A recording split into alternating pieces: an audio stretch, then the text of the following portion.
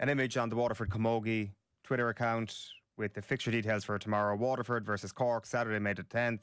The Rag, 1 p.m. But a photoshopped onto it where it says cancelled with a red background, white block cap, letters. 12 minutes later, a statement lands in our email inbox from the Munster Camogie Council saying, as the committee in charge of the Munster Championship, we have reviewed the situation regarding tomorrow's Munster final. As the current Camogie rules of play are still in place and the players have indicated they would not be prepared to play the game in Scorts, the decision has been made to defer the game in the best interests of all players and officials involved.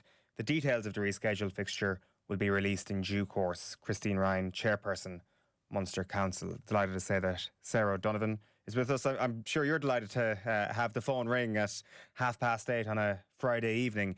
Even by Camogie's recent standards, Sarah, I'm not sure too many people actually saw this coming. This is a new low. And as long ago as an hour ago, or as shortly as an hour ago, I had confirmation that the game was going ahead. The broadcasters were confident it was going ahead. I don't know where this change in mood has come from, because genuinely at 7 p.m, Clubber, who were, organised to broadcast the game, had been told it was going ahead. Let's go back to the statement from the Cork and Waterford senior camogie panels on Wednesday. Let's just remind everybody what was said from the players earlier this week. We look forward to representing ourselves, our clubs, our counties and our supporters in Saturday's Munster final. We will not be making any further media comment. We will be at the Rag in Tipperary with the intention of getting the better of each other in the field of play. We will be togged out wearing shorts. That is our choice. Tonight, the Munster Camogie Council have basically said, no, it's not. No, you won't. They met this morning.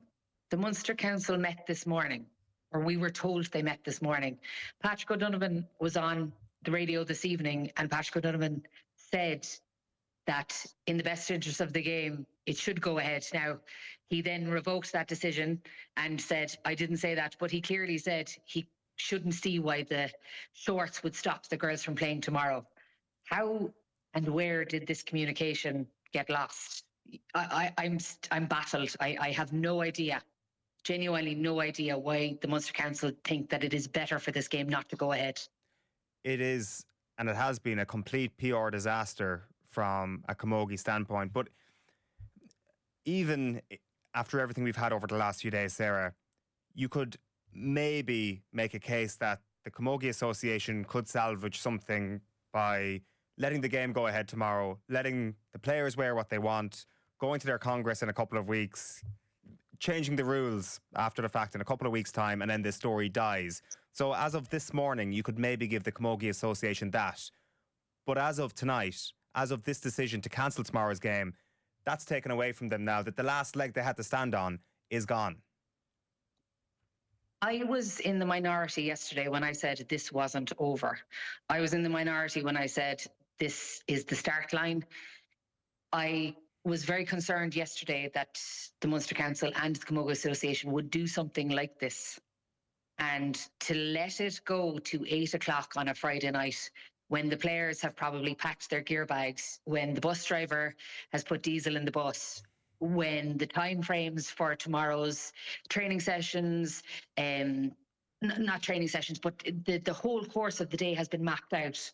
The girls have been fueling since this morning. Their nutritionists have given them their plans for the day. For the Munster Council to wait until 8 o'clock tonight, essentially at a time when news is dead. Everyone who releases something that wants to be buried puts it out on Friday night at 8 o'clock. Right. And this is essentially what the Munster Council have done, and it is the most cowardly thing they have done in the whole course of this debacle. Can I ask you to explain to us what this line means? The decision has been made to defer the game in the best interests of all players and officials involved. How is it in the best interests of the players?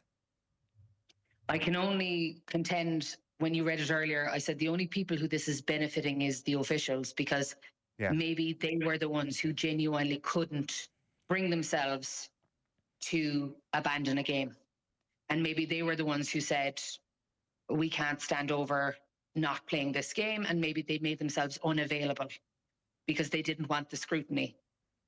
But in that case, Munster Council should have not included in the best interest of the players.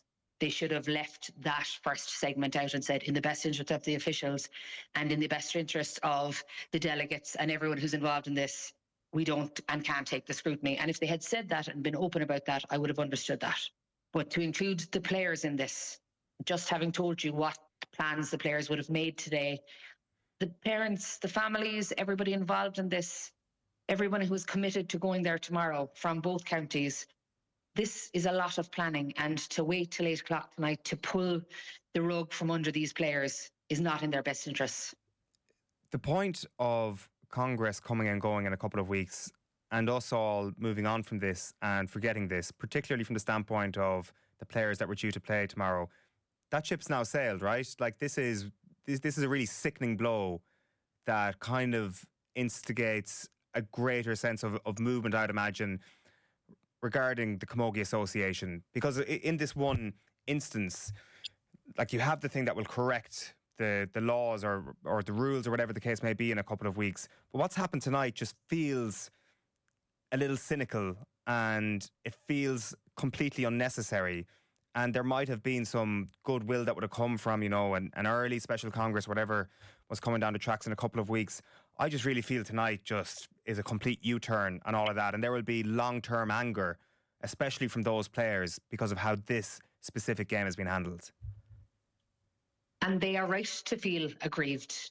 You know, they've been training since last January, and they were looking to play this game tomorrow, not out of, like, they had made their stance known on Wednesday. They had public support. In some instances, when you take on a protest, you don't have support. The girls had massive support in their own counties and across the country. And I think they had been buoyed by the support and had confidence in knowing that they were doing the right thing. And I genuinely believed they were doing the right thing. When you have the Shanad, when you have the Oireachtas telling you you are doing the right thing, then of course you think that you're doing the right thing. And I was really proud of the players from Cork, Waterford, Kilkenny, Dublin, even Galway and Clare last night had a challenge match, stood together in their shorts. There has been a massive groundswell of support, and for the Munster Council to ignore that, for the Camogie Association to ignore that, it feels like a massive own goal. And I'm gutted for the players this evening that this is a slap in the face for all of the years of commitment that they've given to the game. What were you hearing from the camp at around 7 o'clock? I mean, I just can't get over that, by the way, Sarah. That was the first thing you said in this, that like this is such a reflex decision in terms of what they were aware of. Like to be properly preparing for it only 2 hours ago before we've been chatting to you is astonishing to learn. Look, you'll understand, and I understand, we've been speaking to lots of different people over the past number of days, and you know, this morning I was a little concerned when I heard Munster Council were meeting to discuss whether the game would go ahead. I hadn't heard anything during the day to say that it wouldn't go ahead. And then this evening, I had gotten a couple of messages to say that Clubber, the broadcaster, had been told that the game would go ahead. And of course, they would know that the game was going ahead because they have to plan for it. You know, they're going to broadcast the game tomorrow. The logistics of setting that up, of course, they had to know that it was going ahead. And as far as I'm aware, at 7 p.m. this evening, they were of the opinion that the game was going ahead and that the players would be wearing shorts. So what changed in 90 minutes to 2 hours? It's a final question, Sarah, and it's kind of a broad one. And I know I keep mentioning it in this, but this does feel like a new low in this whole saga. What do you hope, other than the obvious thing of the players being able to wear what they want on the pitch, other than that, what do you think and what do you hope for with regards to change in Camogie on the back of all of this? Because it feels like this could be an opportunity. This has got so bad now. So I had been listening to Aisling Marr just a while ago, actually, and Aisling and Sinead Wild had both put forward kind of their sense that they still felt like the motion would go against them in 2 weeks. And they felt that if it did go against them, that the protest would escalate and that there would be no championship. And they went on the record this evening to say that. So I think they felt the mood wasn't as, I suppose, clear cut in camogie circles as it possibly felt in the public sphere. So as of right now, Sarah, are you fearful that this year's All-Ireland Championship is under threat? If the motion will not be passed in 2 weeks on the 22nd of May, there is absolutely no possibility that those players will line out for championship. What an unbelievable situation. I don't really know what to say, Sarah, other than thanks very much. And with regards to potential new dates for this, the obvious thing is that the Munster Council want this to happen after Congress in a few weeks' time. So we're talking 2.5 weeks. That's what I'm reading from tonight's statement. So I'm not sure what your expectations are. Granted, neither of us have actually spoken to anybody in the camp since the news has come out. I would say that it's running right into the All-Ireland Championship. What it will do is we'll make a mockery of the Munster Championship. It was a standalone competition that was played in this window to allow the competition to get the, I suppose, gravitas that it deserves. And when it's going to be sandwiched between an All-Ireland Championship and, Congress now, it's going to be a non-event. So they've actually managed to diminish their competition by banning or cancelling the game tomorrow. If they had been brave enough to allow the game to go ahead tomorrow with the players wearing shorts, it could have been one of the biggest supported games of the year. So certainly egg on the Munster Council face now, because in 2 weeks' time, if Congress goes ahead and the motion is passed, those games will mean for nothing.